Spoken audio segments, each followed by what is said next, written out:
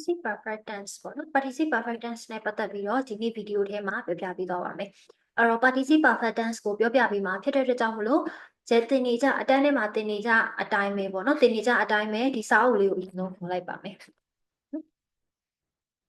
အဲ့တော့ဒီစာအုပ်လေးမှာဆိုရင်ကျွန်တော် Deutsche Sprachlehr für Ausländer Teil 1ပေါ့နော်စာအုပ်ရဲ့နာမည်ကအဲ့တော့ဒီစာအုပ်ကတော့ကျွန်တော်အတန်းထဲမှာသင်နေကြပဲအဲ့တော့တစ်ချက်စီမှာတက်တဲ့ကျောင်းသားတော်တော်များများတော့ဒီစာအုပ်နဲ့ရင်းနှီးပြီးသားဖြစ်လိမ့်မယ်ဒီစာအုပ်က grammar တီးတန့်ကိုပဲပြထားတာပါအဲ့တော့ German grammar တီးတန့်ပဲပြထားတာသူကတော့ကျွန်တော် self study တွေလောက်တာထက်ဆိုင်ရင်တော့ဟိုဒီဆရာမပေါ့နော်ကိုမှလည်းဆရာမတစ်ယောက်ရှိတယ်အတန်းထဲမှာလိုက်ပြီးတော့လေ့လာတာပြောရရင်ကျွန်တော် self study ဆက်ဆိုင်ရင်တော့ဆရာမတယောက်နဲ့လေ့လာမျိုးကပိုကောင်းနေပေါ့နော်ဒီစာအုပ်ကသူကရှင်းပြရမယ့်အပိုင်းတွေပါတဲ့အတွက်ကြောင့်မလို့ပါအဲ့တော့ဒီစာအုပ်ကတော့ grammar စာအုပ်ကိုလေ့လာရတဲ့ထဲမှာတော်တော်ကောင်းတယ်ကျောင်းသားတွေလည်းတော်တော်လေး recommend လုပ်ဖြစ်တယ်ပေါ့နော်အတန်းထဲမှာသင်ဖို့အတွက်လည်းအရင်ကောင်းတဲ့စာအုပ်တနည်းအားဖြင့် grammar ကိုတေးသေးချာချာရှင်းလင်းထားတဲ့စာအုပ်ပေါ့နော်ဒါ UFR တော့ဆိုရင်ကျွန်တော်တို့ဒါ first year မှာသင်ခဲ့ရတဲ့စာအုပ်ပေါ့နော်ဒါ UFR first year စာအုပ်ပါ UFR first year ကလေးအတွက်စာအုပ်အဲ့တော့ကျွန်တော်ပြောမယ်ဆိုရင်ဒီစာအုပ်ကသူက Thai Ice နဲ့ Thai Spine ဆိုပြီးတော့နှစ်ခုလာတယ်Thai Ice နဲ့ Thai Spine နှစ်ခုလာတဲ့အခါကျတော့ Thai Ice ဖြစ်တဲ့ဒီပတ်1ကကျတော့ grammar အရဆိုရင် A1 A2 grammar လေးပါတယ်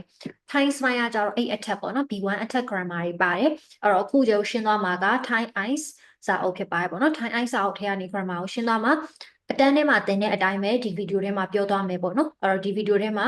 အတက်နိုင်ဆုံးတူတူပေါ့နော်တူတူနဲ့ကျွန်တော်ပြောသွားပေးပါမယ်အဲ့တော့ participe perfect tense လို့ပြောတဲ့အခါမှာဒီစာအုပ်ရဲ့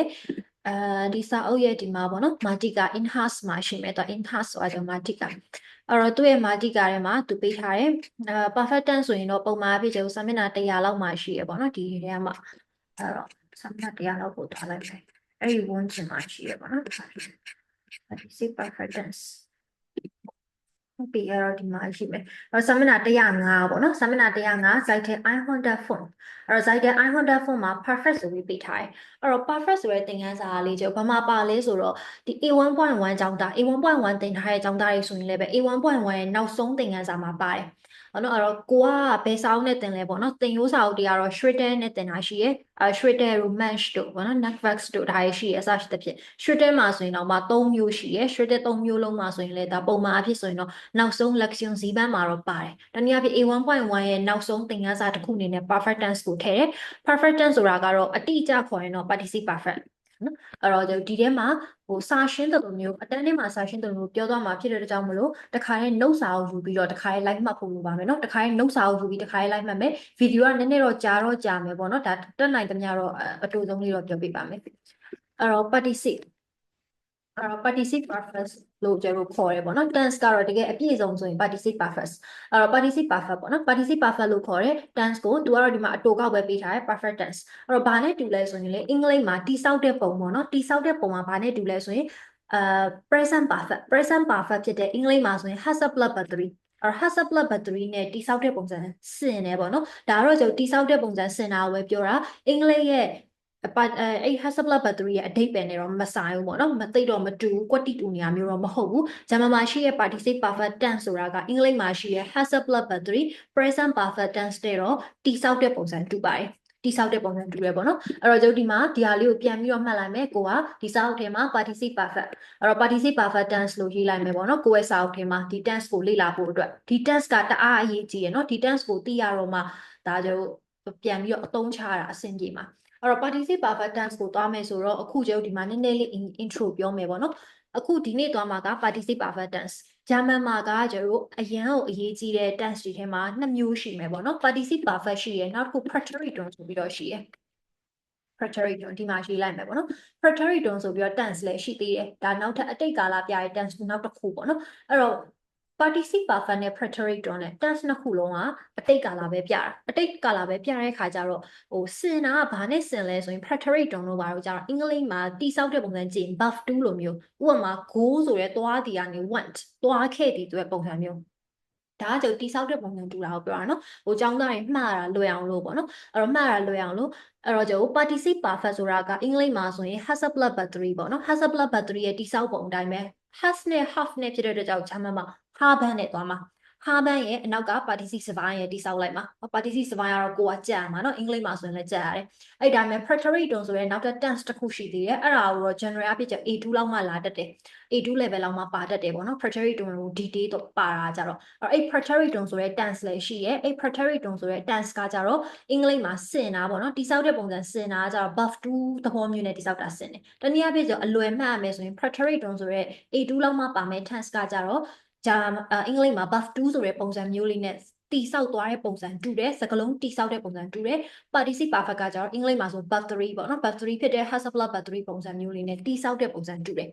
အဲ့တော့ဂျာမန်ကိုရုပ်ပြန်ကြည့်အောင်ဂျာမန်ကိုပြန်ကြည့်မယ်ဆိုရင်ဒီ participle perfect tense participle perfect ဒီနေ့သွားမယ် participle perfect A1.1 ရဲ့နောက်ဆုံး lesson တစ်ခုအနေနဲ့အမြဲတမ်းပါတတ်တဲ့ participle perfect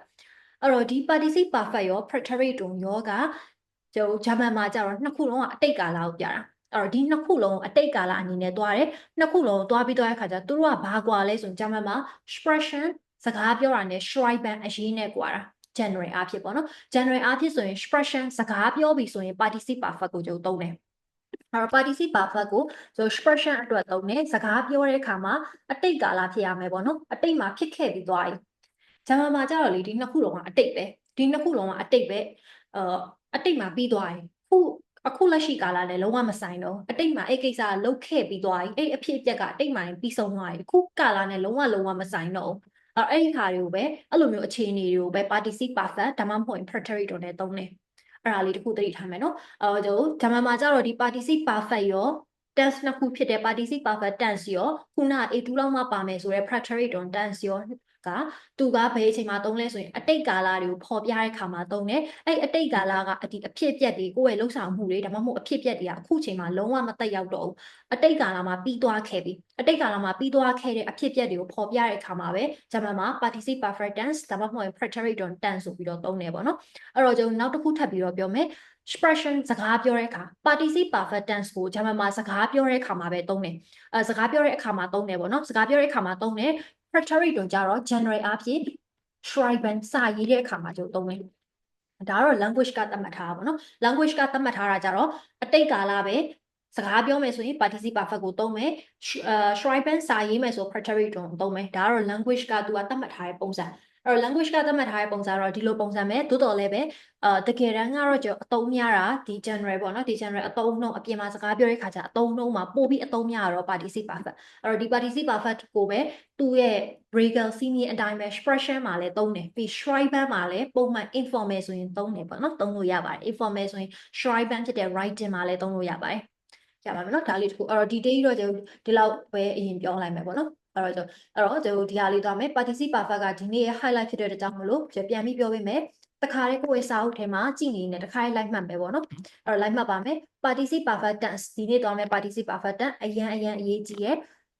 participle perfect ကစကားပြောတဲ့အခါမှာသုံးတယ်ဂျာမန်မှာအတိတ်ကာလပေါ့နော်အတိတ်ကာလမှာပြီးခဲ့ပြီးသွားဖြစ်ခဲ့ပြီးသားအခုကာလနဲ့လုံးဝမဆိုင်တော့ဘူးအဲ့အဖြစ်အပျက်ကအတိတ်မှာပြီးခဲ့ပြီအဲ့ဒီအချိန်မှာ participle perfect tense ကိုဂျာမန်မှာစကားပြောတဲ့အခါမှာသုံးတယ်အတိတ်ကာလ preterite တော့နောက်ပိုင်းထပ်ပြီးတော့ကိုလေ့လာမယ် preterite ဆိုတဲ့ tense တစ်ခုလည်းရှိသေးတယ်အဲ့ဒါကကြတော့ဂျာမန်မှာသူ့ရဲ့ regal senior အရာဆိုရင်တော့ဒါ schreiben စာရေးတဲ့အခါမှာသုံးတာ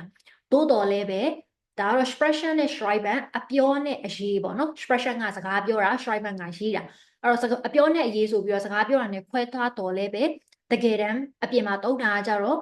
စကားပြောတဲ့အခါမှာ participle perfect ကိုသုံးပါတယ်စာရေးတဲ့အခါမှာလည်း informal ဆိုရင် participle perfect ကိုသုံးလို့ရပါတယ်အသုံးများပါတယ်ပေါ့နော်ဒီလောက်ထိအရင်မှတ်ထားမယ်ပေါ့နော်ထပ်ပြီးတော့ဒီ preterite ထပ်ရှင်းရင်ကြတော့များသွားလိမ့်မယ်အဲ့တော့ preterite ကိုဘယ်အချိန်မှာသုံးလဲဆိုတာတော့နောက်ထပ် video တစ်ခု preterite ဗီဒီယိုမှာ detail ပြောပြပေးပါမယ်နော်အဲ့တော့အခု general ပြန်သွားမယ်ဆိုရင်တော့ participle perfect ကိုပဲ expression ပြောတဲ့အခါမှာလည်းသုံးတယ်ရေးတဲ့အခါမှာတောင်မှပဲ informal တွေမှာပုံမှန်အဖြစ်ကိုယ်တငယ်ချင်းကိုစာပို့လိုက်တယ်ဒါဆိုရင်ကိုက participle perfect tense အခုဒီနေ့သင်မဲ့ tense နဲ့ပဲသုံးရလို့ရတယ်တနည်းအားဖြင့်ကျွန်တော် general ပြောရမယ်ဆိုရင် participle perfect tense ကမှပို့ပြီးတော့အသုံးများတာပေါ့နော်အဲ့တော့ကြောင့်အရန်လည်းအရေးကြီးတယ်အသုံးလည်းများတယ်စကားပြောတွေမကောက်အရေးလည်းပဲ participle perfect နဲ့ပဲရေးလိုက်တာပဲတကယ်တမ်းအပြင်မှာpreterite ကအသုံးနေတယ်ပေါ့နော်သူသုံးတဲ့နေရာတရှိရဲအဲ့တော့ဒီကအဲ့အတွက်ကြောင့်မလို့ participle perfect tense ကအရေးကြီးတဲ့အတွက်ကြောင့်မလို့ A1.1 မှာကတည်းက lection ဇီးပန်းနောက်ဆုံး lesson မှာ participle perfect tense တွေကိုထည့်ပြီးတော့သင်လေးရှိရပေါ့နော်အဲ့တော့အခုကျွန်တော် participle perfect tense ကိုစရအောင် ခုနကပြောသလိုပဲ participle perfect tense ဆိုတာကအင်္ဂလိပ်နဲ့ဆိုရင်ရှင်းကြည့်မယ်ဆိုရင် present perfect ရဲ့တိဆောက်တဲ့ပုံစံပေါ့နော်ဟိုအဓိပ္ပာယ်တော့မဟုတ်ဘူးအသုံးပြုတဲ့ပုံစံမဟုတ်ဘူးတိဆောက်တဲ့ပုံစံဖြစ်တဲ့ haben haben ဆိုတာ has to have to ပေါ့နော်အင်္ဂလိပ်မှာဆို has to have to ကဂျာမန်လို haben ရဲ့ပြီးအနောက်က participle စပိုင်းရဲ့ပေါ့နော်တိဆောက်ထားတာအဲ့တော့ပြန်ပြီးတော့သွားမယ်ဆိုရင်အင်္ဂလိပ်မှာ has plus but 3လို့ပဲဂျာမန်မှာ haben နဲ့သုံးမယ် haben ရဲ့နောက်ကကျတော့ participle စပိုင်းလို့ကျွန်တော်ခေါ်တယ်ဒါကို participle စပိုင်းလို့ခေါ်ပါတယ်အဲ့တော့ haben ရဲ့ participle စပိုင်းနဲ့တိဆောက်ထားတာ participle စပိုင်းတွေကိုတော့ကိုယ်တိုင်ကြက်ဖို့လိုတယ်နော် participle စပိုင်းတွေကိုကိုယ်တိုင်ကြက်ဖို့လိုတယ်အရှိက haben ကတော့သိပြီးသားဖြစ်မှာပါနော် haben ကတော့ဒါ A1 တက်ထားရဲဆိုကြသိပြီးသားဖြစ်လိမ့်မယ် haben ရဲ့ conjugate ပေါ့နော် ich habe du hast er sie hat wir haben ihr habt sie haben အဲ့ဒီ haben ရဲ့ conjugate ကို subject နဲ့သွား conjugate မယ်ပြီး participle စပိုင်းကတော့ကိုကပြန်ကြက်ရမယ်လိုက်ကြက်ရမယ်ဒီဗီဒီယိုထဲမှာပထမဦးဆုံးကြက်ဖို့ participle စပိုင်းလေးလည်းနည်းနည်းရွေးပေးထားပါတယ်နော်ကြက်မှာဆိုတော့တနည်းအားဖြင့်ဆို verb တွေအကုန်လုံးကိုက participle စပိုင်းအတိတ်ကာလနဲ့ပြန်ပြီးတော့ကြက်ရတော့မှာသွားတီကနေတစင်သွားခဲ့တီစားတီကနေတစင်စားခဲ့တီလာတီကနေတစင်လာခဲ့တီ verb တွေအကုန်လုံးကြက်ရမှာဖြစ်တဲ့ကြောင့်မလို့အသုံးများတဲ့ဒီ common ဖြစ်တဲ့ verb တွေကိုအရင်ကြက်ပေးမယ်ပြီးတော့မှဖြည်းဖြည်းချင်းကြက်မယ်ပေါ့နော်ဒီဗီဒီယိုထဲမှာလည်းဗီဒီယိုအနောက်မှာပြထားပေးပါမယ်ကြက်ဖို့အတွက် verb တွေအဲ့တော့ကျွန်တော်အခု haben ရဲ့ participle စပိုင်းရဲ့ဖြစ်သွားရင်နော်လွယ်လွယ်လေးပါအရင်တော့မခက်ဘူးအဲ့တော့ participle perfect tense က haben ရဲ့ participle စပိုင်းရဲ့နှစ်ခုနဲ့တိဆောက်ထားတာအတိတ်ကာလတွေပြောတဲ့ခါမှာကျွန်တော်သုံးတာဟုတ်ပြီအဲ့တော့ကြည့်ကြည့်အောင်အဲ့တော့အတိတ်ကာလတွေပြောတဲ့ခါမှာသုံးတယ်ဆိုတော့ဂျာမန်မှာ verb ကနှစ်မျိုးရှိရပေါ့နော် schwach ဖြစ်တဲ့ verb တွေအဲ့တော့ schwach ကတော့schwach ဖြစ်တဲ့ verb တွေရှိရဲကျွန်တော် stark ဖြစ်တဲ့ verb တွေရှိရဲအဲ့တော့ဒီမှာကြည့်ကြည့်လိုက်မယ်ဆိုအဲ့လိုမျိုး schwach ဖြစ်တဲ့ verb တွေက t နဲ့ဆုံးတယ်schwach ဖြစ်တဲ့ verb တွေက t နဲ့ဆုံးတယ် t ဥတာ et ပေါ့နော်ဒါကတော့ general အဖြစ်ပြောတယ်ကျွန်တော်ဒီမှာအလွယ်မှန် t ပေါ့ t နဲ့ဆုံးတယ် stark ဖြစ်တဲ့ verb တွေက en နဲ့ဆုံးတယ်ပေါ့နော်ဒီမှာကျွန်တော်တစ်ခုပြောချင်တာကကိုက participle စပိုင်းကိုကြက်တဲ့ခါကျရင် participle စပိုင်းဆိုတာခုနသွားခဲ့သည်လာခဲ့သည်ပြောခဲ့သည်လေ့လာခဲ့သည်အဲ့ဒီ verb တွေကိုအစ်စ်ပေါ့နော်အတိတ်ကာလပြတဲ့ verb တွေကိုကြက်တဲ့အခါမှာကိုကအရင်ဆုံးကြက်ရမှာသူ့ရဲ့စီးမြင့်တွေအကုန်လုံး line မှတ်နေမှတ်တာတွေပဲများသွားလိမ့်မယ်ပေါ့နော်ပို့ပြီးတော့လည်းခေါင်းရှုပ်တယ်အဲ့တော့အဓိကကတော့ကိုကကြက်ရမှာဥပမာအရှိမကိုက gender တွေကြက်ဖူးလိမ့်မယ် gender ဆို daddy test နဲ့ဘယ်စကားလုံးကဘယ် gender လဲ masculine လား neutral လား feminine လားဆိုပြီးတော့ကြက်ခဲ့ပြီးသားအဲ့လိုမျိုးပဲ gender တွေကြက်ခဲ့သလိုပဲ noun noun တစ်ခုကိုတွေ့ရင်ဘယ် gender လဲဆိုပြီးကြက်ခဲ့သလိုမျိုးပဲအခု participle စပိုင်းရလည်းပဲအကုန်လုံးကကိုကကြက်ရမှာပေါ့နော်ပုံမှန်ဖြစ်ပြောမယ်ဆိုရင်တော့ကြက်ရမှာအဲ့တော့ကြက်ရတာကိုမှကြက်ရင်းနဲ့ရောဝါရင်ပြန်ပြီးတော့စဉ်းစားလို့ရအောင်လို့သူ့ရဲ့စီးမြင့်လေးစဉ်းစားအောင်လို့အခုစီးမြင့်ကိုအရင်ပြောမှာပေါ့နော်အဲ့ဒါကြောင့်မလို့ကျွန်တော်စီးမြင့်ပဲကိုကစကလုံးသားရစီးမြင့်နဲ့သွားလို့မရဘူးအဓိကတော့ကြက်ရမှာကြက်တဲ့ခါကျရင်ချရေးပြီးတော့ကြက်ပါပေါ့နော်ချရေးပြီးတော့ကြက်ကိုယ်တိုင် test လေးပြန်လုပ်လို့ရတယ်အမှန်နဲ့ပြန်တိုက်ပြီးတော့ကိုယ်တိုင်ကိုယ့်ဘာသာကို test လေးပြန်လုပ်ပြီးကြက်ပေါ့နော်အဲ့တော့ပထမဆုံးကတော့ကြက်ရမှာကြက်ရအောင်မှတတ်တောင်လို့မှတ်တဲ့နီးလေးကိုအခုပြောမှာပေါ့နော်အဲ့တော့နီးကိုတော့အရင်မသွားအောင်နီးကိုကကြက်တဲ့ခါကျရင်ဘယ်နီးဆိုပြီးစဉ်းစားနေစကလုံးတိုင်းအတွက်စဉ်းစားနေပို့ပြီးတော့ခေါင်းလဲရှုပ်တယ်ပို့လဲကြာတယ်အဲ့တော့အဓိကတော့ကျွန်တော်ချရေးပြီးကြက်မယ်သွားသည်သွားခဲ့သည်စားသည်စားခဲ့သည်ဂျာမန်လိုကြက်မယ်ပေါ့နော်အဲ့တော့အခုကတော့ကျွန်တော်နီးလေးပြောပြပေးမယ်အဲ့တော့ဒီမှာကျွန်တော်ကြည့်လိုက်မယ်ဆိုရင် schwach ဖြစ်တဲ့ verb တွေက t နဲ့ဆုံးတယ်ပေါ့နော် t ဥတာ et ပေါ့နော်ဒါအလွယ် t ပဲ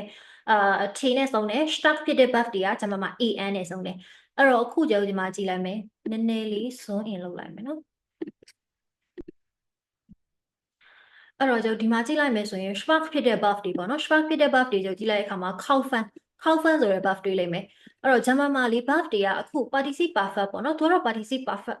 participle perfect လို့သူပေးထားတာတကယ်တော့ဒီတစ်လုံးနဲ့ဆို participle စပိုင်းပဲရှိသေးတယ် participle စပိုင်းကိုမှဒီ kauf က participle စပိုင်း participle စပိုင်းနဲ့အရှိက haben ဆိုရယ် hill buff နဲ့ပေါင်းလိုက်တော့မှ participle perfect ဖြစ်တာပေါ့နော်ဒါတော့ဒီစာအုပ်ထဲမှာတော့သူဒီလိုရှင်းထားတယ်ဒါပေမဲ့တကယ်ကတော့ kauf ဆိုရယ်တစ်လုံးက participle စပိုင်းပဲရှိသေးတယ်အရှိက haben ဆိုရဲ conjugate ရမယ့် haben ဆိုရဲ verb ကိုတွားပေါင်းလိုက်တော့မှ haben နဲ့အနောက်က participle စပိုင်းနဲ့ပေါင်းတော့မှ participle perfect tense ဆိုပြီးတော့ဖြစ်လာတာပေါ့နော်အဲ့တခုရှိပါမယ်အဲ့တော့ kaufen ပေါ့ kaufen ဆိုတာရိုးရိုး verb ပဲအဲ့တော့ kaufen တို့ဘာလို့ကဒါပုံမှန်အားဖြင့်ပြောင်းတဲ့ပုံစံကိုသူပြထားတာ participle perfect တွေဒီလိုမျိုး tense ကိုပြောင်းပြီဆိုအမြဲတမ်း k ပေါင်းတယ်general အဖြစ်သဘောတရားအရဒီ participle perfect ပေါ့နော် perfect tense လို့ပဲကျွန်တော်ခေါ်လိုက်တော့မယ်အဲ့တော့ perfect tense ကိုပြောင်းတဲ့အခါမှာ k တွေအမြဲတမ်းလိုလိုက်ပေါင်းတယ်ဒါသူ့ရဲ့ပုံစံပေါ့နော်အဲ့တော့ဒါ perfect ပြောင်းပြီဆို k ပေါင်းတယ်အဲ့တော့ k ပေါင်းပြီးတော့ရင်ဒီမှာဆိုရင် kaufen က schwach ဖြစ်တဲ့ကြောင့် kaufen gekauft ဆိုပြီးဖြစ်သွားတယ်အနောက်က a အောင်ဖြုတ် t ပေါင်းတယ်ပေါ့နော်သူတို့အုပ်စုကတော့ t အုပ်စုတွေမလို့အဲ့တော့နှစ်အုပ်စုပဲရှိရဲ t ပေါင်းမလား a ပေါင်းမလားပေါ့နော်အုပ်စုကနှစ်အုပ်စုအဲ့တော့ကျွန်တော်ပြန်ပြောပေးမယ်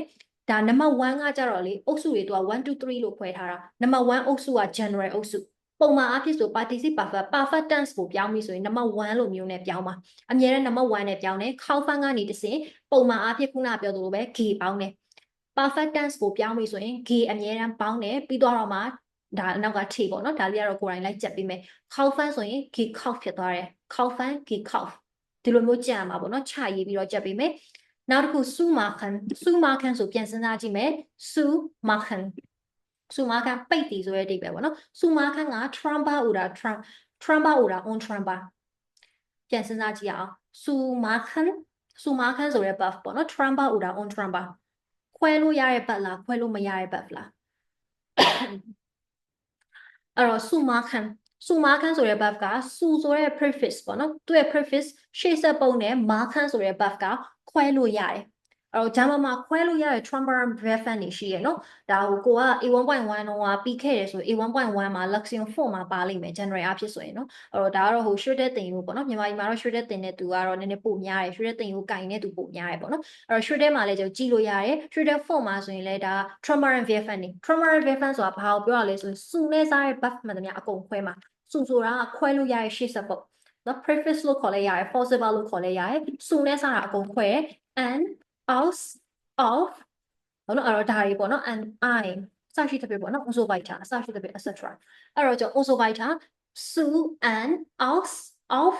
I အဲ့လိုမျိုးရှေ့ဆက်ပုတ်တွေဂျာမန်မှာရှေ့ဆက်ပုတ်တွေကတော့အများကြီးပဲအဲ့တော့အဲ့ဒီရှိသမျှရှေ့ဆက်ပုတ်လေးပေါ့နော်ဟိုကြက်စရာတော့မလုံးမှတ်သွားရမှာရှေ့ဆက်ပုတ်လေးရအဲ့တော့ su နဲ့စားတဲ့ verb မှန်သမျှအကုန်ခွဲ trumpa verb အဲ့တော့ trumpa verb တွေကိုကိုကပြန်စဉ်းစားကြည့်လို့ရတယ်ဗီဒီယိုခဏရက်ပြီးတော့ trauma ဘက်ဘာရှိလဲ9လုံးလောက်ပြန်စဉ်းစားကြည့်လို့ရတယ်။နော်9လုံးလောက်မှစိတ်ထဲမပေါ်ဘူးဆိုရင်တော့ trauma verb နေလည်းပြန်ပြီးတော့ကြည့်ပေါ့နော်။အဲ့တော့ကျုပ်စုမာခန်းရှိမယ်။ဥပမာ uncommon aussteigen aufstehen einkaufen einsteigenနော်အစားရှိတဲ့ပြအများကြီးပဲအဲ့တော့ကိုယ်တိုင်လည်း9ခုလောက်စဉ်းစားကြည့်ပါဘောနော်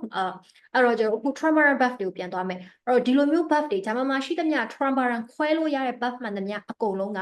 perfect ပြောင်းပြီဆိုခုနကကျွန်တော်ပြောတယ်အမြဲတမ်းလိုက်ရတယ်ဆိုရဲ G ကကြားထဲဝင်သွားတယ်ပုံသေးပဲနော်100% အမြဲတမ်းလို့ G ကလိုက်တက်တယ် perfect ပြောင်းပြီဆိုရင်အဲ့ဒီ verb ရဲ့ရှေ့မှာ G ကိုအမြဲတမ်းထည့်ပြီးတော့ခုနကစုဆိုတဲ့ prefix ရှေ့ဆက်ပုံနဲ့ verb ရဲ့ကြားထဲမှာ G ကအမြဲတမ်း 100% ပုံတည်အမြဲတမ်းရောက်သွားတယ်အဲ့တော့ G က triumvirate verb ခွဲလို့ရတဲ့ verb မှန်သမျှအကုန်လုံးကိုရှေ့ဆက်ပုံနဲ့ verb ရဲ့ကြားထဲမှာ G ကဝင်သွားမယ်ပေါ့နော်ပြင်ကျန်တဲ့စကားလုံးကတော့ကိုယ်တိုင်းကြက်မယ်ပေါ့နော်စုမာခံပိတ်တယ်ဆိုရင် စုကမပိတ်ခဲ့သည်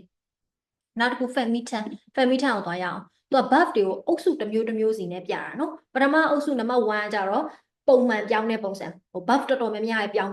တဲ့ပုံစံပေါ့နော်ခောက်ဖန်းဆိုရင် g ခောက်ဖြစ်သွားတယ်လျာနန်လေးလာဆိုရင် hat gilliant ဖြစ်သွားတာအဲ့လိုမျိုးလေးပေါ့နော် g လေးထည့်ပြီးတော့စကားလုံးလေးကြက်လိုက်ရမှာအဲ့တော့ suma khan ဆိုတာရကြတော့ဒါ triumvirate verb ခွဲလို့ရတဲ့ buff တွေကိုကိုစားပြုပြီးတော့ပြထားတာဒါခွဲလို့ရတဲ့ buff တွေဆိုရင် g ကိုခြားထဲမှာထည့်ပါတယ်နှစ်ခုရှိပြီနော်နောက်တစ်ခု femitan အဲ့တော့ femitan ဆိုရင်ကိုယ်တိုင်အရင်ဆုံးစဉ်းစားကြည့်မယ် femitan က tramba oder on tramba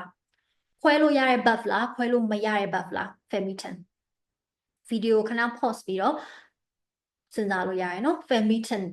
fair နဲ့စတယ် fair က tramba ခွဲလို့ရတာလား on tramba ခွဲလို့မရတာလား fair နဲ့စတဲ့ buff မှန်တယ်များအကုန်လုံးက on tramba ခွဲလို့မရဘူးပေါ့နော်အဲ့တော့ fair နဲ့စတာရေကျိုးလုံးဝခွဲလို့မရအောင် fair နဲ့စ fair b a ဒါလက်ရှိ A1 လို့ပါလို့ဆိုရင်တော့ fair BA ကိုတွေ့ကောင်းတွေ့လိမ့်မယ်ပေါ့နော်ခဏတွေ့ကောင်းတွေ့လိမ့်မယ်ဟိုမှာ fair ဆိုရင် vermieten verstehen B ဆိုရင် beginnen A ဆိုရင် erklären အစရှိတဲ့ဖြစ်ပေါ့နော် erledigen ဆိုပိုက်တာအဲ့တော့ဒါကတော့ A1 A2 စကားလုံးလေးအဲ့တော့ဒီလိုမျိုး fair တို့ B တို့ A တို့တခြား prefix တွေကရှိသေးရနော်ဒါကကြောင့် A1 မှာတွေ့ရမယ် A1 A2 လောက်မှာတွေ့ရတတ်တဲ့ prefix တွေကိုပဲထုတ်ထားတာနော်ဂျာမန်မှာတော့ရှေ့ဆက်ပုတ်တွေအများကြီးပဲအလုံး40ဝန်းကျင်လောက်ထိရှိတယ်ဒါကတော့ကျဒီမှာနည်းနည်း A1 A2 အတွက်ပဲအဓိကထားပြီးထုတ်ပေးထားတာနော်ဒီ lesson ကA1 A2 lesson ဖြစ်တဲ့အတွက်ကြောင့်အဲ့တော့ကျွန်တော်အခုဒီမှာဆို fair ပေါ့နော်အဲ့တော့ fair တို့ B တို့ A တို့ကိုကစာအုပ်ထဲမှာမှတ်လိုက်လို့ရတယ်ဒီစကားလုံးတွေနဲ့စားတဲ့ buff မှန်သမျှအကုန်လုံး on tramba ခွဲလို့မရဘူးအဲ့တော့ခွဲလို့မရတဲ့ buff တွေအဲ့တော့ခွဲလို့မရတဲ့ buff တွေဖြစ်တဲ့ကြောင့်အဲ့လိုမျိုးခွဲလို့မရတဲ့ buff တွေ fair တို့ B တို့ A တို့ပေါ့နော်ခွဲလို့မရတဲ့ prefix တွေနဲ့စလိုက်ပြီဆိုရင်အဲ့ဒီ buff တွေကိုလုံးဝ G လုံးဝမပေါအောင် အဲ့တော့ခုနကပြောသလိုပဲပုံမှန်အဖြစ်ဆိုရင် infinity ကနေပြီးတော့ perfect ပြောင်းတဲ့အခါမှာ participle perfect ကိုပြောင်းတဲ့အခါမှာ g ကအမြဲတမ်းထည့်တယ်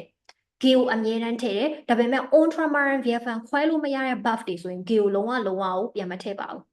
ဒါမယ်နော်အဲ့တော့ကျွန်တော်အခု g မထည့်တာတစ်ချိန်ရှိသွားပြီနော် g ကိုပုံမှန်အဖြစ်အမြဲတမ်းထည့်ရနေ g မထည့်တာတစ်ချိန်ဘယ်လို buff တွေလဲ ultramarine VFN ခွဲလို့မရတဲ့ buff တွေဆို g လုံးဝပြန်မထည့်ဘူးအဲ့တော့ကျန်တာတော့ကိုယ်တိုင်ပဲကိုယ့်ကိုကြံမယ်ပေါ့နော်အဲ့တော့ femitan ဆိုရင် femitat အဲ့တော့ထေမို့လို့ဒီမှာ AT ပေါင်းနေပေါ့နော်ဒါပေမဲ့ဒီကဟိုကြက်လိုက်ပါမယ်ရေးချပြီးတော့ကြက်တာပိုကောင်းတယ်အဲ့တော့ femitan femitat femitan ဆိုတာလေအဲ့မှာကျတော့တခါကြုံလုံးပေါ့နော် femitan ဆိုတာငှားရမ်းတည်ဆိုတဲ့ဒီပဲအဲ့တော့ငှားရမ်းတာအောင်မှာလေကိုကပိုင်ရှင်ပေါ့နော်ကိုကပိုင်ရှင်မို့လို့ငှားရမ်းတာအဲ့ဒါ femitan လို့တာဒါတော့ကြုံလုံးပေါ့နော် femitan နောက်တစ်ခုက metan ဆိုတဲ့စကားလုံးလေးရှိရပေါ့နော် metan ကကြောင့်ငှားရမ်းတာဒါကြောင့်ကိုကနေဖို့ငှားတာဥပမာအခန်းတို့ဘာလို့စင်မပေါ့ I စင်မ femitan I စင်မ femitan I စင်မဆိုတာအခန်းတစ်ခန်းကို femitan လုပ်တယ်ဆိုရင်ကိုကအဲ့အခန်းပိုင်ရှင် general အဖြစ်ကိုကအဲ့အခန်းရဲ့ပိုင်ရှင်ဖြစ်တဲ့ကြောင့်မလို့ဒါ femitan ကိုဒါ femitarian တယောက်ကနေပြီးတော့ femitan လုပ်လိုက်တာကိုကဒါမှမဟုတ်ဘူးအခန်းကို meter ငှားရမ်းခပေးပြီးတော့သွားနေမှာအခန်းကိုကငှားရမ်းခပေးပြီးတော့သွားနေမှာဆိုရင်ကိုက meter လုပ်တာအဲ့တော့ကိုကငှားရမ်းခပေးပြီးတော့အဲ့အခန်းမှာသွားနေမဲ့သူဆိုရင် ich möchte ein Zimmer mieten ကျွန်တော်အခန်းတစ်ခန်းငှားချင်တာ ich möchte ein Zimmer mieten ကျွန်တော်အခန်းတစ်ခန်းငှားချင်ပါအဲ့ခါကျရင် meter နဲ့တုံးတယ်နော် meter နဲ့တုံးတယ်အဲ့ခါကျကိုကငှားပြီးတော့ငှားရမ်းခပေးပြီးတော့နေမှာဒါမှမဟုတ်ကိုကပိုင်ရှင်မို့လို့ထားပါတော့ကျွန်တော်မှာတိုက်ခန်းတစ်ခန်းရှိရဲနော်ဘိုးနွတစ်ခုရှိရဲပေါ့နော်အိမ်တစ်လုံးရှိရဲဘိုးနွတစ်ခုရှိရဲကျွန်တော် femitan လုပ်ချင်တယ်အဲ့ခန်းဒီတိုင်းမထားချင်ဘူးကျွန်တော်တယောက်ကို femitan လုပ်ချင်တယ်ကျွန်တော်တယောက်ကိုပြန်ပြီးငှားရမ်းချင်တယ်အဲ့တော့ femitan ကပြန်လေငှားရမ်းသည်လို့မှတ်လို့ရတယ် metan ကငှားရမ်းသည်ပေါ့နော်ကိုကအဲ့အိမ်မှာသွားပြီးနေမှာအဲ့အိမ်မှာသွားနေမှာပေါ့နော်ဒါတော့ကြုံလုံးမှာအဲ့တော့ femitan ကတနည်းအားဖြင့်ပြန်သွားမယ်ဆို femitan ultramarine buff တွေဆို G ကလုံးဝပြန်မထည့်ပါဘူးသုံးခုရမယ်နော်အဲ့တော့ဒီသုံးခုရမယ်ဆိုရင်နောက်ထပ် buff အမျိုးအစားတွေကြည့်အောင်အဲ့တော့ studieren ပေါ့နော် studieren အဲ့တော့ဒီ buff ဆိုရင်ကျွန်တော်နောက်ဆုံး၅လုံးကိုကြည့်အောင်နောက်ဆုံး၅လုံးကဘာနဲ့ဆုံးလဲ studieren နောက်ဆုံး၅လုံးကဘာနဲ့ဆုံးလဲ studieren မှာ EALEN နော် EALEN ပေါ့နော်အဲ့တော့ EALEN နဲ့ဆုံးပါတယ်အဲ့တော့ EALEN နဲ့ဆုံးတယ်ပေါ့နော် studieren အဲ့တော့ဒီမှာကတော့အကယ်၍ကိုကYouTube မှာတင်တာပေါ့နော်ဒီဗီဒီယိုကတော့ YouTube မှာတင်တာတို့ဘာလို့ဖြစ်တဲ့ကြောင့်မလို့ဒါမှမဟုတ်ဗီဒီယိုတွေပါကြည့်တာပေါ့နော် general အဖြစ်အဲ့တော့ YouTube မှာလည်းဒီဗီဒီယိုတင်မှာပေါ့နော်အဲ့တော့ကြောင့်မလို့အကယ်၍ကိုကစဉ်းစားချင်တာတို့ဘာလို့ဆိုဗီဒီယို pause လုပ်ပြီးတော့စဉ်းစားလို့ရတယ်နော် Zoom class ထဲမှာတော့ Zoom class တို့ဘာလို့ group class လိုမျိုးအတန်းမှာဒါမှမဟုတ်လည်း by one ပဲဖြစ်ဖြစ်ပေါ့နော် face to face အတန်းမှာကျတော့ကျောင်းသားရဲ့ response ကိုစောင့်ပြီးတော့သွားလို့ရတယ်ပေါ့နော်အခုတော့နည်းနည်းတော့စောင့်ပြီးရဲအကယ်၍ကိုကအချိန်ထပ်လို့ရဆိုရင်ဗီဒီယို pause လုပ်ပေါ့နော်ခုနကလိုမျိုးရှေ့ခွဲလို့ရတဲ့ရှေ့ဆက်ပုတ်ဒီဆိုရင်အဘေးရာရှိလဲကိုက pause လုပ်ပြီးတော့ပြန်ကြည့်လို့ရတယ်နော်အဲ့ဒါလေးတစ်ခုရှိပါမယ်အဲ့တော့ပြန်သွားရအောင် studieren ပေါ့နော် studieren ဆိုရင် EALEN ဒါက buff ရဲ့နောက်ဆုံးစကားလုံး၅လုံးနောက်ဆုံးစကားလုံး၅လုံးက EALEN နဲ့ဆုံးတယ်ဒီမှာကျ highlight လုပ်ပေးထားပါတယ် EALEN နဲ့ဆုံးတဲ့ buff မှန်သမျှအကုန်လုံးက G လုံးဝပြန်မထည့်ဘူးနော်အဲ့တော့G လုံးဝပြန်မထည့်ဘူးပြီးရင်နောက်ဆုံးမှရှိရဲ့ EN ကျွန်တော်ဒီမှာနောက်ဆုံးမှ EN လေးရှိရဲ့အဲ့တော့နောက်ဆုံးမှရှိရဲ့ EN ကိုဖြုတ်မယ်ထည့်ပေါင်းမယ်ရမယ်နော်ကျွန်တော်ပြန်ပြောပေးမယ် buff တစ်ခုက EALEN ၅လုံးနဲ့ဆုံးတယ် buff တစ်ခုက EALEN ၅လုံးနဲ့ဆုံးရင် G လုံးဝပြန်မထည့်ဘူးတစ်ချက်နောက်တစ်ချက်ကနောက်ဆုံးက AN ကိုဖြုတ်ထည့်ပေါင်းပေးမယ်အဲ့တော့ studieren ကနေပြီးတော့ studiet နော် studieren ကနေပြီးတော့ studiet ဖြစ်သွားပြီ study လုပ်တယ်ဆိုရတဲ့ပဲနော် studieren studiet ဒါမယ်နော်အဲ့တော့အခုကျပြန်ပြီးတော့သွားမယ်ဒီအုပ်စုပေါ့နော်ဒီအုပ်စုမှာဆိုတော့ buff တွေအကုန်လုံးကိုစားပြတာပထမနံပါတ်1မြန်မာ ice ကကြတော့ Kaufman ဆိုတာကကြတော့ buff တွေအကုန်လုံး generate ပြောင်းတဲ့ပုံစံ Kaufman ဆိုတဲ့ buff ကKaufman အကုန်လုံးခြုံထားပါတော့ Kaufman တို့ Lianen တို့အစရှိသဖြင့်အဲ့လိုမျိုး buff တွေပေါ့နော် general ဂျာမန်မှာရှိတဲ့ general buff တွေက perfect tense ကိုပြောင်းပြီးဆိုရင် G ကိုပုံမှန်အဖြစ်အမြဲတမ်းထည့်တယ် G ကိုထည့်လိုက်တယ်ပြီးရင် Kaufman gekauft Kaufman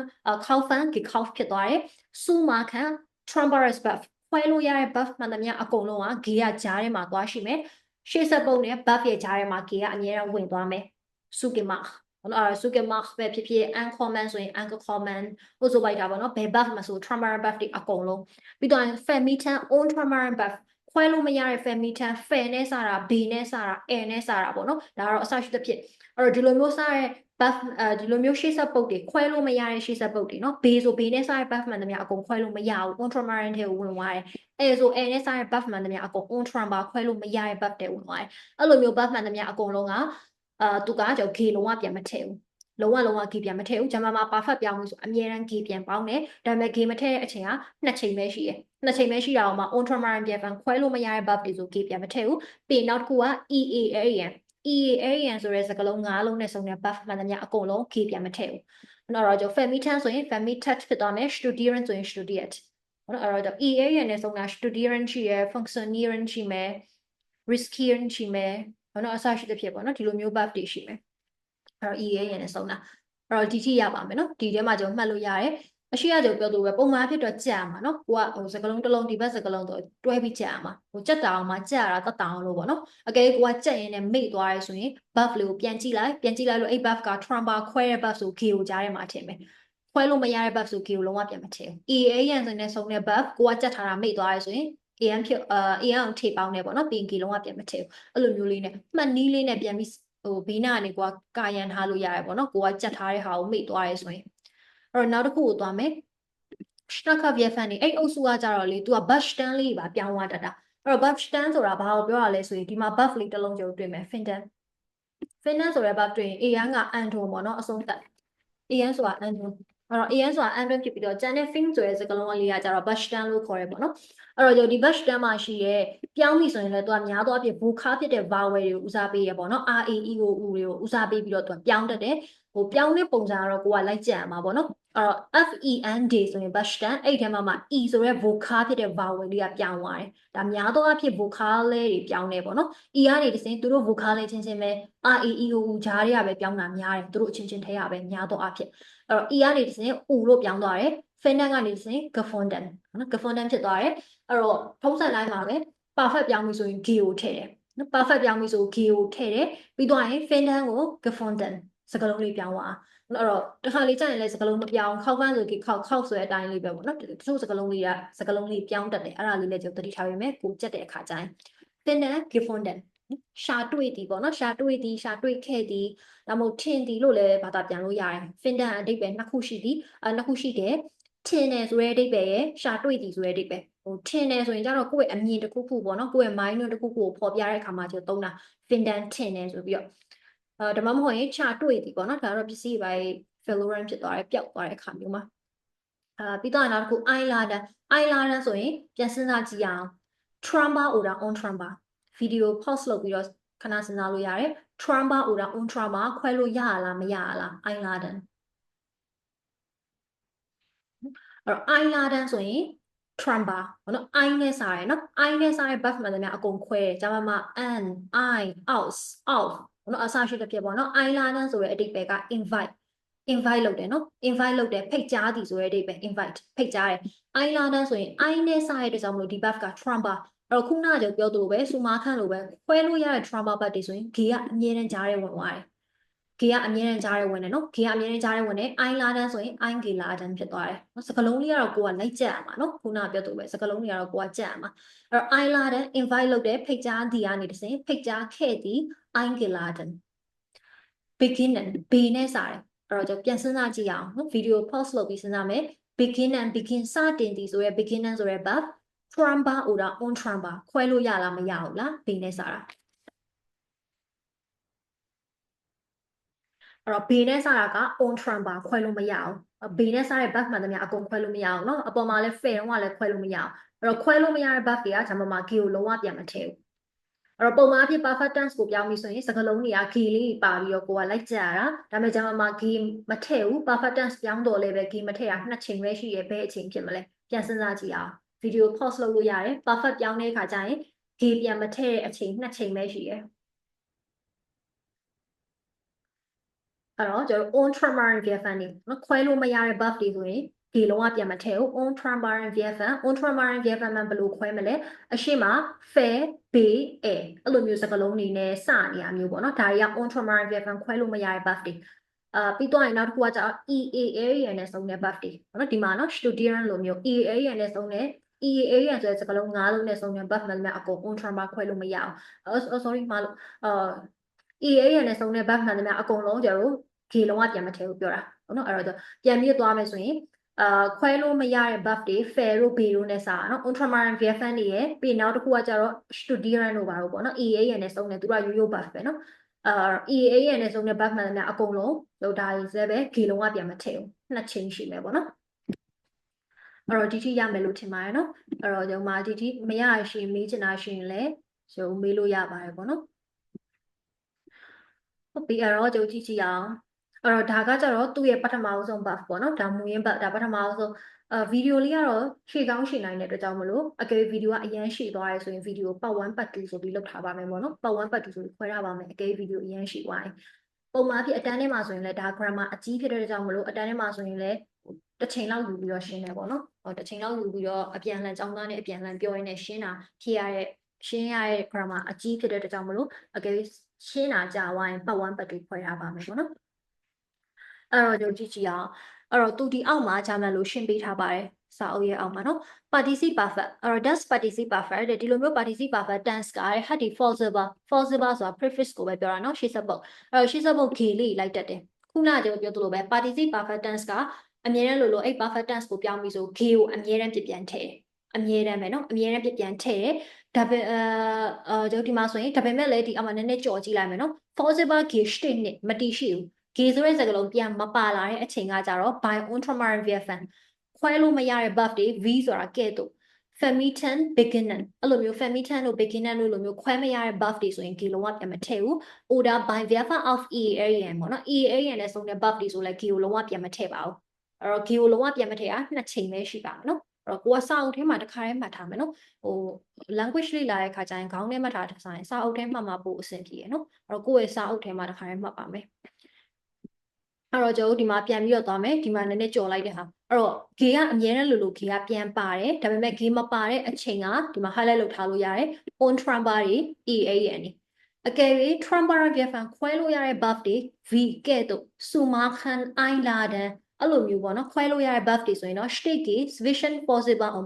buff နဲ့ possible ရှေ့ဆက်ပုတ်ရဲ့ကြားမှာ gay ကဝင်သွားတယ်နော်ခုနစုမာခန်းဆိုစုနဲ့မာခန်းရဲ့ကြားထဲမှာ key ဝင်တာစုကီမာအိုင်လာဒန်ထရမ်ပါဖြစ်တဲ့ကြောင့်အိုင်နဲ့လာဒန်ကြားထဲမှာ key ဝင်တာအိုင်ကလာဒန်ရှာပါမယ်နော်ဟုတ်ပြီအဲ့တော့ကျွန်တော်တို့ဒီဟာလေးရှိပါမယ်ပေါ့နော်အဲ့တော့ဒီဟာလေးကပုံမှန်အဖြစ် perfect တွေပြောင်းတဲ့ပုံစံပေါ့နော်ခုနကကျွန်တော်ပြောသလိုပဲ perfect တွေကိုပြောင်းတဲ့ခါကျရင်အဲ့တော့သူကအင်္ဂလိပ်မှာရှိတဲ့ Hasselblad နဲ့တူတယ်ပေါ့နော်အင်္ဂလိပ်မှာရှိတဲ့ Hasselblad ဘတ်3နဲ့တိဆောက်တဲ့ပုံစံတူတယ်နော်တိဆောက်တဲ့ပုံစံပဲတူတာအတိတ်ပဲအပြင်မတူအတိတ်ပဲကကြတော့ဂျာမန်မှာကျတော့အဲ့ဒီperfect ဆိုတာကအတိတ်မှာပြီးသွားပြီပြီးသွားခဲ့ပြီပြီးသွားခဲ့ပြီလို့ပြောတဲ့ခါမှာသုံးတာဂျာမန်မှာကျတော့အဲ့အတိတ်ကပြီးသွားပြီခုချိန်နဲ့လည်းလုံးဝမဆိုင်တော့အဲ့ကိစ္စကိုခုချိန်မှာအဲ့ကိစ္စကကိုယ်တက်ရောက်မှုလည်းမရှိတော့ဘူးကိုလည်းမလုပ်တော့ဘူးအဲ့ကိစ္စတစ်ခုခုပေါ့နော်ဒါမှမဟုတ်အခြေအနေတစ်ခုခုကအတိတ်မှာပြီးခဲ့ပြီးသွားတယ်အဲ့ဒါမှ perfect သုံးတာပေါ့နော်အင်္ဂလိပ်နဲ့တော့မတူဘူးပေါ့နော်အတိတ်ပဲအဲ့တော့ကျွန်တော်ဆက်ပြီးတော့သွားရအောင်အဲ့တော့တိဆောက်တဲ့ပုံစံပေါ့နော်စာကြောင်းနေတိဆောက်မယ်စာကြောင်းနေတိဆောက်မယ်ဆိုတော့ခုနကပြောသလိုပဲဟာဘန်အဲ့တော့ဟာဘန်ဆိုတော့ဟာဘန်နဲ့အနောက်ကအခုကိုကြက်ထားတဲ့ gay cow စုကင်မ family test studio ဒါတွေကကိုကကြက်ရမှာနော်အဲ့တော့ gay cow စုကင်မ family test studio အဲ့လိုမျိုးစကားလုံးတွေအဲ့တော့ဒီစကားလုံးတွေနဲ့တွဲမယ်ပေါ့နော်ဟာဘန်နဲ့ gay cow တို့စုကင်မတို့ဒါကတော့ကိုသုံးတဲ့ buff ပေါ်မူတည်ပြီးသုံးပါအဲ့တော့အဲ့လိုမျိုးတွဲတဲ့ခါကျရင်နည်းနည်းလေးဒီဘက်ချောင်းကြည့်လိုက်မယ်နော်စာမျက်နှာ106ကိုသွားလိုက်မယ်အဲ့တော့106မှာပေါ့နော်အပေါ်ဆုံးစာကြောင်းကြည့်အောင်အဲ့တော့ဂျာမန်မှာလေဒါ eins possession einsက possession 1ကိုပြောတာနော် possession 2 possession 3 a က am under ဆိုတဲ့အဓိပ္ပာယ်နောက်ဆုံးဆုံးသက်ပေါ့နော် a က am under အဲ့တော့ဂျာမန်မှာ possession 2 နေရာတစ်ခုပဲ conjugated verb ကိုထားလို့ရတယ် conjugated verb ဆိုတာက conjugate လုပ်ထားတဲ့ verb တွေက conjugate လုပ်ပြီးဆိုအမြဲတမ်း subject နဲ့ပဲသွား conjugate တာအဲ့တော့ subject ကစာကြောင်းရဲ့အရှိမှာပဲရှိအနောက်မှာပဲရှိနော်အဲ့တော့ subject နဲ့ပဲသွား conjugate တယ်ဂျာမန်မှာ verb တွေဆိုတာက verb ဆိုတာ conjugated verb ပေါ့နော် conjugate လုပ်ထားတဲ့ verb အဲ့တော့ conjugate လုပ်ထားတဲ့ conjugated verb တွေဆိုတာကအမြဲတမ်းလို့ subject နဲ့ပဲသွား conjugate လုပ်တယ်ပြီးတော့စာကြောင်းတစ်ကြောင်းမှာကိုယ့်ရဲ့ level အလိုက်ပေါ့နော်ကိုက level ပုံမြင့်လာတာလေတခါလေကြာရင်တချို့ grammar တွေထဲမှာစာကြောင်းတစ်ကြောင်းမှာ verb က4-5လုံးလောက်ပါလာလည်းဖြစ်ကောင်းဖြစ်နိုင်တယ်အဲ့တော့ verb က2လုံးလောက်ပါလာလည်းဖြစ်နိုင်တယ်3လုံးလည်းဖြစ်နိုင်တယ်4-5လုံးလောက်ပါလာလည်းဖြစ်နိုင်တယ်စာကြောင်းတစ်ကြောင်းထဲမှာပဲ သူ့ရဲ့ grammar အလိုက်ပေါ့နော်အဲ့တော့အဲ့လိုမျိုးဖြစ်သွားနိုင်တယ်ဒါပေမဲ့လည်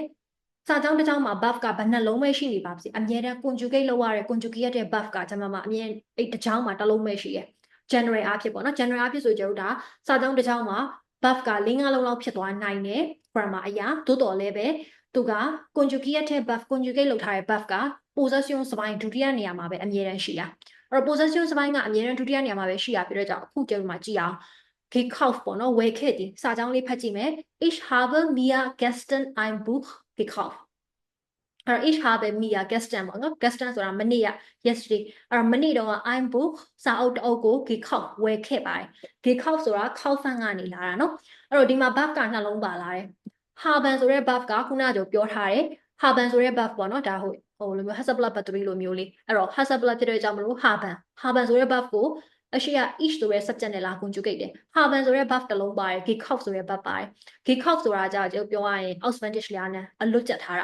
ကိုအလွတ်ကျက်ထားတဲ့စကားလုံးနော် gekauft ဆိုတာ kaufen ကနေ kaufen ဝယ်သည်ဆိုတဲ့စကားလုံး gekauft ဝယ်ခဲ့သည်လို့ပြောင်းလိုက်တာအဲ့ဒီအတွက်ကြောင့်မလို့ ich နဲ့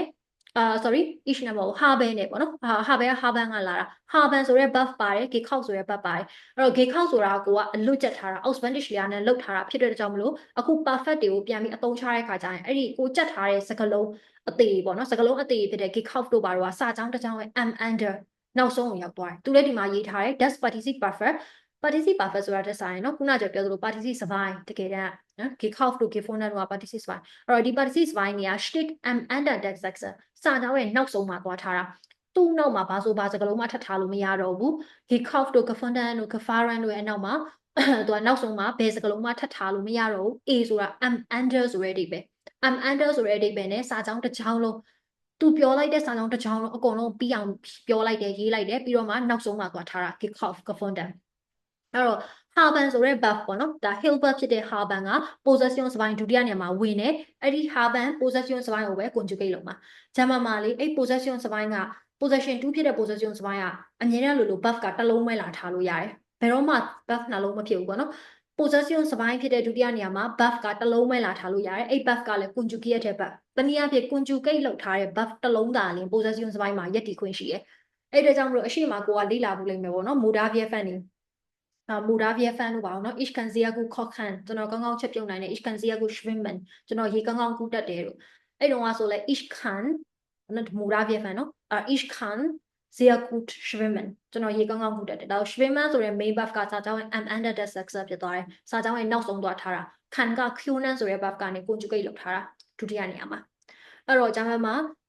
verb ကနှလုံးလောက်ဖြစ်သွားပဲဖြစ်ဘလို့ပဲဖြစ်သုံးလုံးလောက်ပဲဖြစ်ဖြစ်ပေါ့နော်အမြဲတမ်း possession စပိုင်းအဲ့ possession စပိုင်းဖြစ်တဲ့ဒုတိယနေရာမှာ verb ကအမြဲတမ်း conjugate လုပ်ထားတဲ့ verb တစ်လုံးသားလေးယက်တည်ခွင့်ရှိတယ်အဲ့တော့ဒုတိယနေရာမှာ conjugate လုပ်ထားတဲ့ verb တစ်လုံးသားလေးယက်တည်ခွင့်ရှိတယ်ကျန်တဲ့စကားလုံးတွေကြာစာကြောင်းရဲ့နောက်ဆုံးရောက်သွားတာအဲ့တော့ကြောင့်မလို့ haben ကိုလာပြီး conjugate လုပ်တဲ့ subject နဲ့ ich habe mir gestern ကျန်တာအကုန်ပြန်ကူးတယ်နော် mir gestern ein Buch gekauft ကျွန်တော်မနေ့တုန်းကကျွန်တော်ဖတ်ဖို့အတွက်စာအုပ်တစ်အုပ်ဝယ်ခဲ့ပါတယ်ဒီလိုဖြစ်သွားမယ်နော်အဲ့တော့ကျွန်တော်မေကွန်းတိဆောက်တဲ့မေကွန်းနဲ့ sorry စာကြောင်းတိဆောက်တဲ့ပုံစံပေါ့နော် SAS တိဆောက်တဲ့ပုံစံ Vorstellung ich habe mir gestern ein Buch gekauft ကျွန်တော်မနေ့ကကျွန်တော်ဖတ်ဖို့အတွက်စာအုပ်တစ်အုပ်ဝယ်ခဲ့ပါတယ်ဒီလိုဖြစ်သွားမယ်အဲ့တော့ဒီမှာကြည့်ကြည့်အောင်ပေါ့နော်သူအပေါ်မှာပေးထားပါတယ်that's perfect ich habe ein Buch gekauft ကျွန်တော်စာအုပ်တစ်အုပ်ဝယ်ခဲ့တယ်ich habe ein Buch gekauft ကစာကြောင်းရဲ့နောက်ဆုံးမှာအဲ့တော့ကိုက participle perfect တွေကြက်ရမှာပေါ့နော်ဒီမှာ participle စပိုင်းနေဒီမှာကြက်တယ်နောက်ဆုံးစာကြောင်းရဲ့နောက်ဆုံးမှာသူ့နောက်မှာနော်ဖုန်းဖြစ်တဲ့ full stop လေးတခုပဲခြိတော့တာအဲ့တော့ပြီးတော့ haben ဆိုတဲ့ verb ကို conjugate လုပ်ပြီးတော့လာထားတာဒုတိယနေရာနော်ဒုတိယနေရာမှာလာထားတယ်ကျန်တာအကုန်ပြန်ကူးတယ်ပြီးတော့မှကိုကြက်ထားတဲ့စကားလုံးစာကြောင်းရဲ့နောက်ဆုံးမှာသွားထားတာ ich habe ein Buch gekauft ကျွန်တော်စာအုပ်တစ်အုပ်ဝယ်ခဲ့တယ် hat die Tür zugemacht သူတကားကိုပိတ်ခဲ့တယ်တကားပိတ်ခဲ့တယ်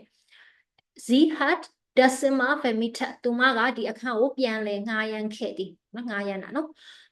hat in Köln studiert သူကခွန်မြို့မှာပညာလေ့လာခဲ့ပါသည်နော် study လုပ်ခဲ့ရပါနော်အဲ့တော့ဒီမှာကိုကြက်ထားတဲ့ gekauft zugemacht vermietet studiert ဒါအကုန်လုံးကိုစာကြောင်းရဲ့နောက်ဆုံးမှာတွားထားတယ် haben ကိုအရှိရ subject နဲ့ conjugate လုပ်တယ်ပေါ့နော်ဒါကတော့ subject အရှိမှရှိလို့ပေါ့နော် maybe နောက်မှရှိရင်လည်းနောက်မှရှိရ subject နဲ့ပဲတွား conjugate လုပ်ရမှာ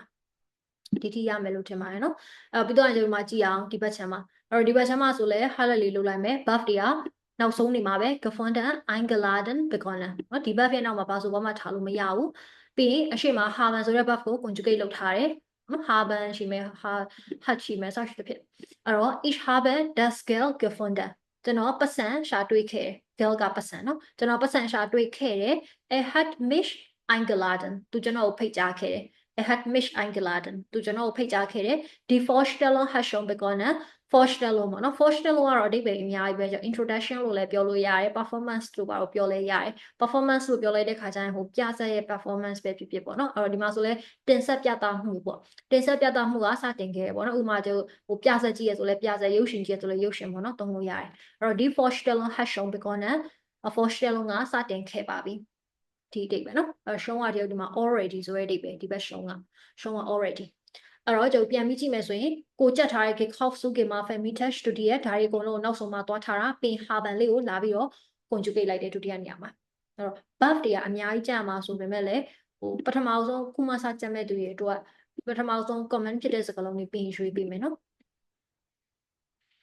အဲ့တော့ဒီထိရမယ်လို့ထင်ပါတယ်အဲ့တော့ဒါလေးနည်းနည်းဆက်သွားရအောင်